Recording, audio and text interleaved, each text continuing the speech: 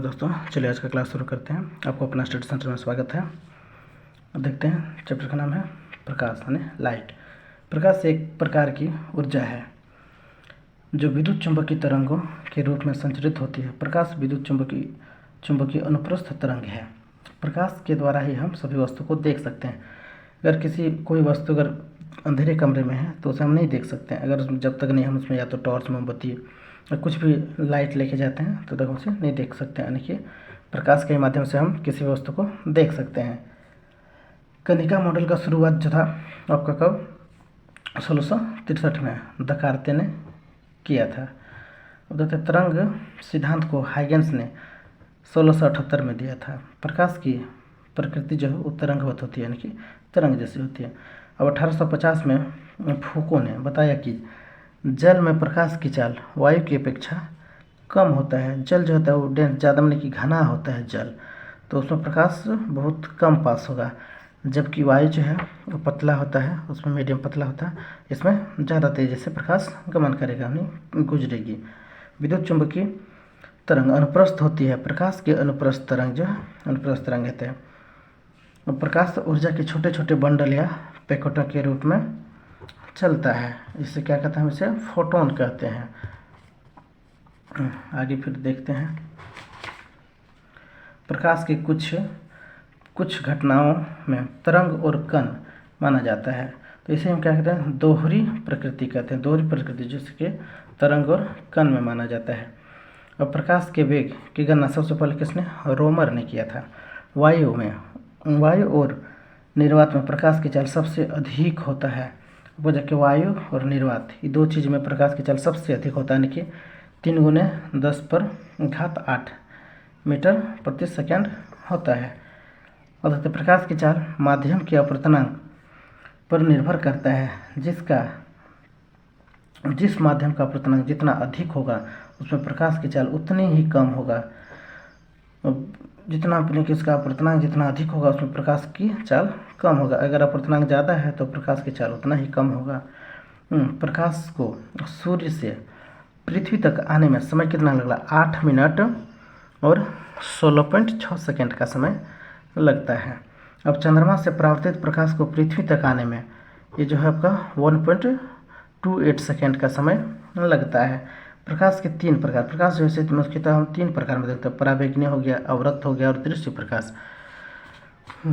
और प्रकाश के प्रति व्यवहार के आधार पर हम वस्तु इतने भागों में देखिए, निम्न भागों में बांट सकते हैं। देखते हैं, प्रदीप्त वस्तु क्या है, वह वस्तु जो स्वयं के प्रकाश से प्रकाशित होता है उसे हम प्रदीप्त कहते हैं। जैसे कि सूर्य हो गया, बल्ब हो गया, खुद का प्रकाश अपना प्रकाश से ही प्रकाशित होता है, इसे जो खुद से हो उसे प्रदीप्त कहते हैं। अब अप्रदीप्त वे वस्तु जिनका अपना स्वयं का प्रकाश नहीं होता है लेकिन उस पर प्रकाश डालने पर वह वस्तु दिखाई पड़ता है। जैसे कि मेज है, कुर्सी है, बोले कि अंधेरे में जैसे रहेगा, उनमें अगर प्रकाश नहीं पड़ेगा तो नहीं दिखाई पड़ेगा।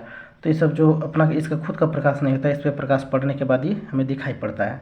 अब देखते हैं, पारदर्शक वस्तु वे वस्तुएं जिनसे होकर प्रकाश की किरणें निकल जाती है।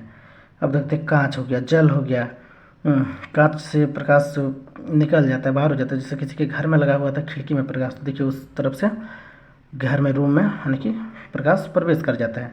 अर्ध पारदर्शक वस्तुएं, कुछ वस्तुएं ऐसी होती है जिन पर प्रकाश की किरणें पड़ने पर कुछ भाग अवशोषित कर लेती है और कुछ प्रकाश का भाग है वो क्या होता है, बाहर निकल जाता है। इस तरह के वस्तुओं को अर्ध पारदर्शक वस्तु कहते हैं। जैसे कि तेल लगा हुआ पेपर, जब अगर हम तेल लगा हुआ पेपर में अगर तेल लगा देते हैं तो उसमें क्या होता है कि आधा प्रकाश पास कर जाता है। आगे देखते हैं, अपारदर्शक वस्तुएं वे वस्तुएं होती हैं जिनसे होकर प्रकाश की किरणें बाहर नहीं निकल पाती, यानी कि धातु में अगर प्रकाश पड़ेगा तो वो नहीं निकल पाएगा, वहीं से रिटर्न हो जाएगा। देखते हैं प्रकाश का फिर विवर्तन। प्रकाश को अवरोध के किनारे पर थोड़ा मुड़कर उसकी छाया में प्रवेश करने की घटना को हम क्या कहते हैं, विवर्तन कहते हैं। अब देखते हैं परिकिरणन।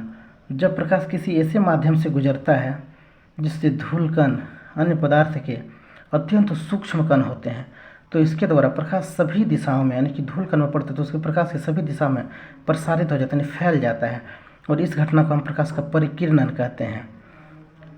अब देखते हैं कुछ इंपॉर्टेंट पॉइंट है। बैगनी रंग का परिकिरण जो होता है सबसे अधिक, ये पॉइंट को याद रखें। परिकिरण जो तो बैगनी रंग का परिकिरण सबसे अधिक, बैगनी रंग का यानी बताएगा कि सबसे अधिक परिकिरण किस रंग का होता है, तो हमें बताना है बैगनी रंग का। और सबसे कम ये लाल रंग का सबसे कम परिकिरण होता है, इसीलिए इसे सिग्नल वगैरह में लाल रंग से दिखाया जाता है। आकाश का रंग नीला, यही आपका परिकिरण के ही कारण होता है। फिर आगे देखते हैं, प्रकाश का परावर्तन क्या है। जब प्रकाश किसी चिकने पृष्ठ से टकरा कर वापस लौटने की घटना को परावर्तन कहते हैं। जब प्रकाश किसी चिकने सतह पर टकराता है रोज फिर लौट जाता है, इसे ही प्रकाश का परावर्तन कहते हैं। आपतित किरण हो गया आपका, आपतित किरण आपतन बिंदु पर अभिलंब व परावर्तित किरण, कोई प्रकाश आ रहा है यहाँ से फिर जाके लौट रहा है, जो किसी सतह पे है, ये आपतित किरण हो गया, ये परावर्तित किरण हो गया जो है, और परावर्तित किरण जी, और यहाँ आपतन बिंदु, तीनों एक ही तल में होते हैं। आपतन कोण पर परावर्तन कोण के मान बराबर, यानी कि कोण जो हो गया आपका एंगल, और दोनों एंगल क्या होगा, बराबर होगा। समतल दर्पण से परावर्तन देखते हैं। समतल दर्पण में वस्तु का प्रतिबिंब दर्पण के पीछे उतनी दूरी पर बनता है जितनी दूरी पर हम वस्तु को रखते हैं। अब देखते हैं इसका जो प्रकृति है, प्रतिबिंब क्या होता है, काल्पनिक बन जाता है आपका, और वस्तु के बराबर एवं उसके पास उल्टा हो जाता है, पार्श्व और उल्टा होता है। तो चलिए दोस्तों, आज का क्लास यहाँ पे सॉल्व करते हैं। फिर से प्रकाश का एक और क्लास होगा, दूसरी क्लास होगा। अगर आपको हमारा वीडियो अच्छा लगे तो हमारे चैनल अपना स्टडी सेंटर, यानी कि आपका चैनल है अपना स्टडी सेंटर को सबको सब्सक्राइब करें, वीडियो को लाइक करें और कमेंट भी करें, शेयर करें। चलिए, जय हिंद।